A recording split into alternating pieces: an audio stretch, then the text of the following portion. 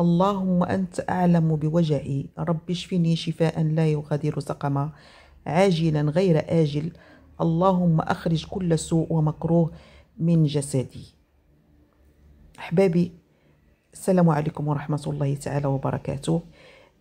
كان هذا هو الدعاء اللي دعت به الفنانة ديالنا دنيا بوطازوط. دنيا بوطازوط اللي تعرضت مؤخرا لوعكة صحية وطلبت منا جميعا أننا ندعو معها، وأنا بالدور ديالي درت هذا الفيديو هذا باش كاع الأحبة ديالي يدعيو معها.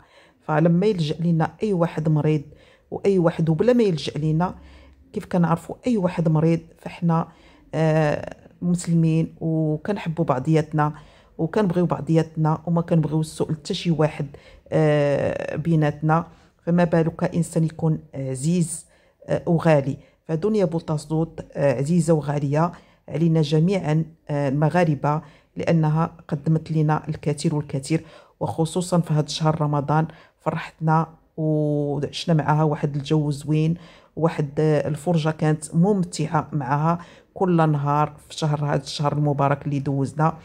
كانت عطاتنا درس كذلك بالنسبة للأخوة، فكانت هي الأخت الحنون على خواتاتها اللي كانت كتضمهم وكانت كتحن فيهم، وكانت هي بمثابة الأخت والأم ليهم. فهذا هو اللي عطاتنا دنيا بوطازوط، فكنتمنوا لها الشفاء، وكذلك الأحباب ديالي كنطلبكم أنكم تدعوا معها بالشفاء. ف تعرضت مؤخرا كي قلت لكم لوعكة صحية، الله يشافيها والله يرد بها والله يشافيها لوليدها، ترجع للزوج ديالها والابن ديالها. كذلك كندعو مع جميع المرضى، اي واحد مريض الله يشافيه والله يعافيه والله يقدره والله يوقفوا على خير وبخير.